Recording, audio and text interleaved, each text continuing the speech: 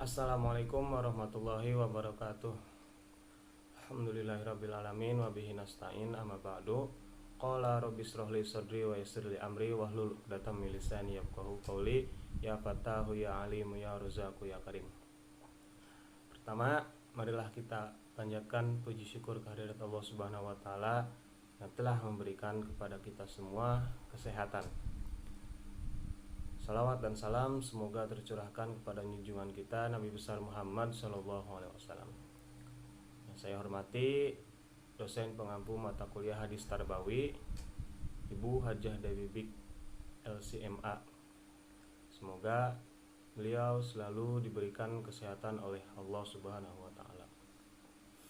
Pada kesempatan kali ini insyaallah saya akan menjelaskan satu hadis terkait dengan pendidikan. Hadis yang diriwayatkan oleh Imam Bukhari. Bismillahirrahmanirrahim. Haddatsana Ahmad bin Abi Bakrin Abu Mus'ibin qala haddatsana Muhammad bin Ibrahim bin Dinarin an ibni Abi Dzibin an Sa'idil Al-Maqburi an Abi Hurairah qala qultu ya Rasulullah inni asma'u minka hadisan kasiron ansahu qolab sutridaka fabasattuhu qola fagorofa biadaihi summa qola dummahu fadomamtuhu famanasitu syai'an ba'dahu.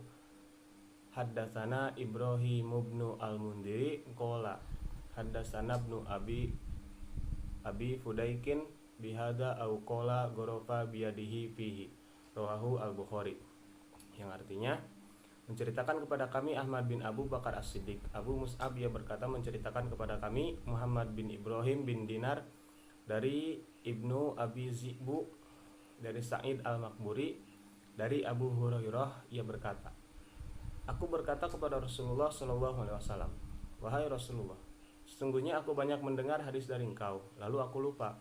Rasulullah SAW bersabda, hilangkan perkara yang burukmu, lalu aku menghilangkannya. Lalu Rasulullah SAW bersabda, hafalkanlah. Lalu aku menghafalkannya. Setelah itu aku tidak melupakan suatu hadis pun setelah itu. Hadis riwayat Bukhari. Dari hadis tersebut menjelaskan bahwa pemahaman peserta didik hendaknya ditulis gitu. Jadi apa yang dibawakan oleh apa yang disampaikan oleh guru, apa yang disampaikan oleh mualim dalam suatu majelis ilmu hendaknya ditulis gitu. Kenapa? Agar suatu saat ketika peserta didik itu lupa tentang materi pelajaran, maka ia bisa melihat kembali catatannya, bisa dimudzakarah, bisa dimurojaah kembali gitu. Kemudian dalam majelis ilmu, dalam suatu pembelajaran, materi yang disampaikan atau pelajaran yang disampaikan oleh guru, apabila si murid atau peserta didik tidak kurang memahami atau tidak paham, sehendaknya ditanyakan gitu kepada guru, jangan malu-malu gitu. Peserta didik menyadari gitu bahwa menuntut ilmu itu wajib gitu, mempermudah jalan menuju surga gitu. Peserta didik juga hendaknya berniat untuk mengamalkan gitu apa yang ia terima dari guru gitu diamalkan kepada orang lain gitu. Jadi peserta didik, ya intinya peserta didik tidak boleh malu ketika ada pelajaran yang lupa untuk ditanyakan, atau pelajaran yang kurang dipahami boleh ditanyakan kembali kepada guru. Dari hadis tersebut terdapat nilai gitu. Ya, nilainya yang pertama, ketika belajar hendaknya menulis gitu. Hendaknya ditulis. Kenapa? Karena ketika lupa juga pasti melihat kembali lembaran-lembaran yang ditulis itu. Sekarang kalau misalkan gini, ketika dalam pembelajaran kita tidak menulis tapi kita hafal. Nah, tapi justru suatu saat apa yang hafal, apa yang diingat, apa yang hafal itu suatu saat pasti lupa. Nah, makanya ketika belajar hendaknya ditulis gitu.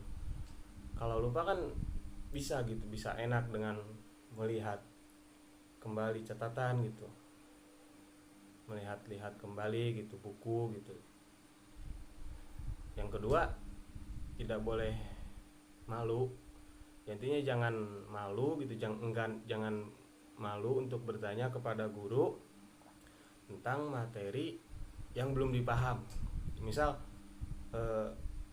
pertemuan kali ini, misalkan pertemuan sekarang membahas wudhu, urutan wudhu yang pertama itu niat, yang kedua menyuci, yang kedua membasuh muka gitu, yang ketiga membasuh telapak tangan gitu, kedua telapak tangan, nah, dan seterusnya gitu. Kalau misalkan suatu saat lupa,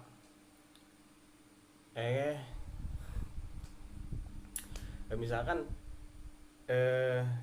dalam pelajaran sekarang itu membahas wudhu gitu, urutan wudhu.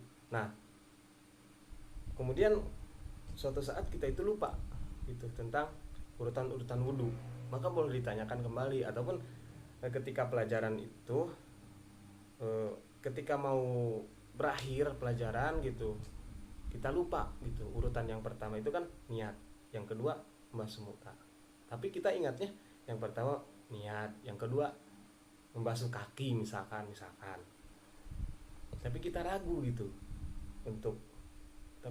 wah ini jangan-jangan salah gitu. Maka ketika kita ragu gitu, belum paham gitu, belum ngerti, maka tanyakan kepada guru gitu, tanyakan kepada mualim, tanyakan kepada pendidik gitu tentang pemahaman yang belum paham. Sekian yang dapat saya sampaikan, kurang lebihnya mohon maaf. Wabillahi taufiq wal hidayah.